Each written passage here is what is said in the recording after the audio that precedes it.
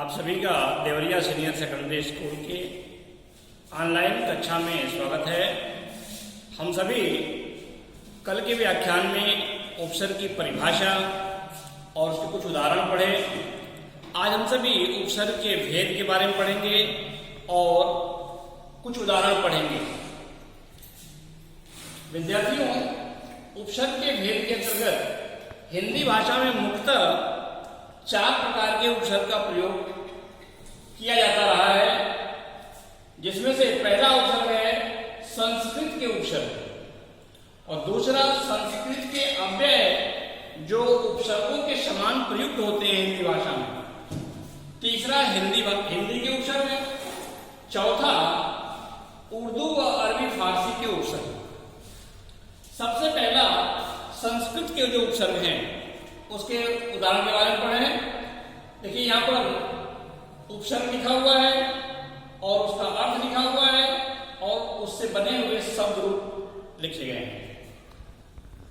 उपसर्ग से जो उसका अर्थ है अभाव या निषेध, इससे बना हुआ जो शब्द है अज्ञान, अनाथ, अनर्थ।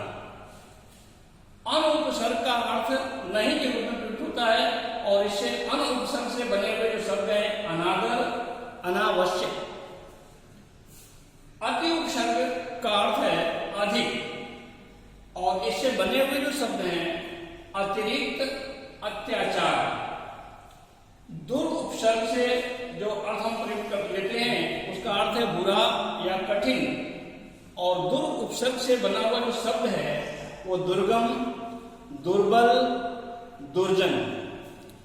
इसके आगे जो दूसरा संस्कृत के अव्यय जो उपसर्ग के रूप में प्रयुक्त होते हैं, इसके उदाहरण के स्वरूप दुष जो है संस्कृत का अव्यय है और उसका अर्थ है बुरा या कठिन। दुष उपसर्ग से बने हुए जो शब्द हैं वो दुष्कर्म और दुष्कर। दुरुपसर्ग जो है संस्कृत का अव्यय वो भी है, उसका अर्थ है बुरा या कठिन, उसका भी अर्थ है और उसका जो शब्द बना हुआ है दुर्दशा और दुर्भाग्य। परिउपसर्ग संस्कृत का अव्यय है जो हिंदी में उपसर्ग के रूप में प्रयुक्त होता है। इसका जो अर्थ लिया जाता है वो पूर्णता या बुराई से लिया जाता है और इससे बने हुए जो शब्द हैं परिक्रमा, परिवर्तन। आगे के क्रम में जो तीसरा भेद है उपसर्ग का वो हिंदी के उपसर्ग। हिंदी के उपसर्ग में सुउपसर्ग है। सुउपसर्ग का सु का अर्थ है अच्छा से लिया जाता है और इससे बना हुआ जो शब्द है सुपुत्र, सुकन्या, सुशील। आगे नी उपसर्ग। नी उपसर्ग का जो अर्थ है वो रहित या नहीं में लिया जाता है और इससे नी उपसर्ग से बने हुए शब्द हैं निडर, निषेध। अनुपसर्ग का जो अर्थ है वो विशेष है। अनुपसर्ग से बने हुए जो शब्द हैं अनमोल और अनपढ़। विद्यार्थियों, उपसर्ग के भेद के क्रम में जो चौथा उपसर्ग है उर्दू व अरबी फारसी के उपसर्ग, तो यहां कम जो उपसर्ग है उर्दू का है, इसका जो अर्थ होता है वो थोड़ा और कम उपसर्ग से बने हुए शब्द हैं कमजोर, कमसिन।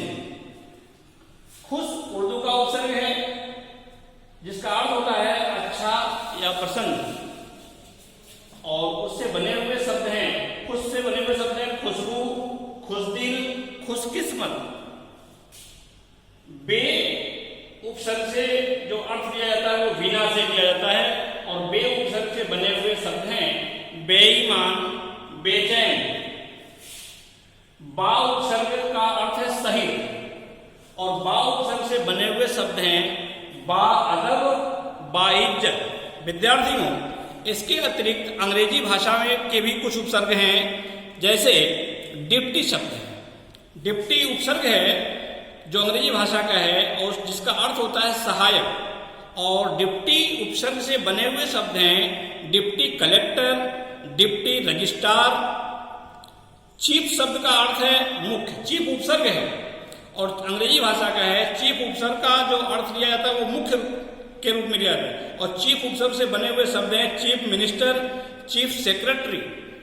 इसके आगे हेड उपसर्ग है अंग्रेजी भाषा का, जिसका अर्थ भी मुख्य होता है। और हेड उपसर्ग से बना हुआ जो शब्द है हेड मास्टर, हेड कांस्टेबल। आगे सब उपसर्ग है अंग्रेजी भाषा का, तो सब का अर्थ लिया जाता है अधीन या नीचे। और सब उपसर्ग से बने हुए शब्द हैं सब इंस्पेक्टर, सब रजिस्ट्रार। विद्यार्थियों, आज हम सभी उपसर्ग के भेद और उसके उदाहरण को पढ़े। आप सभी अपने कॉपी में इसका नोट बनाएं। जो कुछ समझ में यदि नहीं आता है आप मेरे व्हाट्सएप पर अपनी समस्या का समाधान कर सकते हैं। धन्यवाद।